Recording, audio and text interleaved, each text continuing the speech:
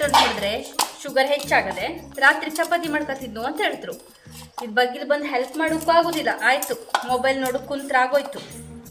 ಅಬ್ಬಾ ಸ್ಟಾರ್ಟ್ ಆಯ್ತು. ಹಲೋ, ಎಲ್ಲಿವಿ ನೀನು? ಬರ್ಬೇಕಿದ್ರೆ ನಂಗೊಂದು ನೇಲ್ ಪಾಲಿಶ್ ತಗೋಬತ್ತೆ.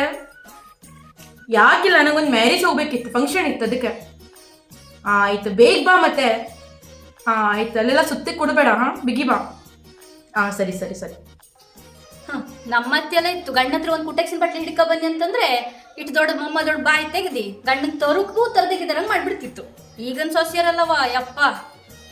ನಿನ್ಗೆ ಎಂತಕ್ಕೆ? ನಾನು ನಿನ್ ಗಂಡನ ಕಡೆ ಹೇಳೆ, ನಾನು ನನ್ನ ಗಂಡಗೆ ಹೇಳಿಯಲ್ಲ ತರಾಕ್. ನಿನ್ ಗಂಡಗೆ ನಾನು ಹೇಳಲ್ಲ. ಇದು ಒಂದು ಸಾಯ್ತಿರ ಮಾಡಿ ಸುಮ್ಮನೆ. ಮದ್ಯಾಕ ಬರ್ಬೇಕಾರೆ ರಾಗದ ಕೋಳಿ ತರ ಕಾಣ್ತಿದೆ. ಈ ಸತ್ತೋಯ್ತಿಯ ಕಡಿ ಸತ್ತೋಯ್ತಿರ ಹೇಳೆ ಗೊತ್ತಾಗುದಿಲ್ಲ. ಈಗ ನನ್ನ ಮಗ ತಂದು ದೊಡ್ಡ ತಿಂದು ಈಗ ಈ ನಮ್ನೆ ಆಗಿದೆ. ಈಗ ನಮ್ಮ ಹತ್ರ ಹೇಳ್ತದೆ. ಸುಮಾರು ಜನ ಹೇಳಿದ್ರು ನಮ್ಮ ಏಜಲ್ಲಿ ನೀ ಎಷ್ಟು ಆರಾಮಿದ್ದೆ ಅನ್ಕೋಣ. ಈಗೆಲ್ಲ ದೊಡ್ಡ ದೊಡ್ಡ ಮಾತಾಡಿಕ್ ಬರಬೇಡ ಪತಿ ತರ. ನನ್ಗೆ ಗೊತ್ತು, ಬಾಯಿ ಮುಚ್ಕೊಂಡಿರ. ನಿಮ್ಮ ಹತ್ರ ನಾವೀಗ ಹೇಳ್ಸ್ಕೊಳ್ಳೋದೆ. ಇದ್ದದ ಮಗಂತೂ ಕೈ ತಪ್ಪೋದ, ಗಂಡಂತೂ ಯಾರನ್ನೋ ಸಂತಿಗೆ ಓಡೋದ. ಈಗ ನಿಮ್ಮ ಹತ್ರ ಹೇಳ್ಸ್ಕೊಳ್ಳೋದೆ. ಮತ್ತೆಂತದ್ ನನ್ನ ಪರಿಸ್ಥಿತಿ?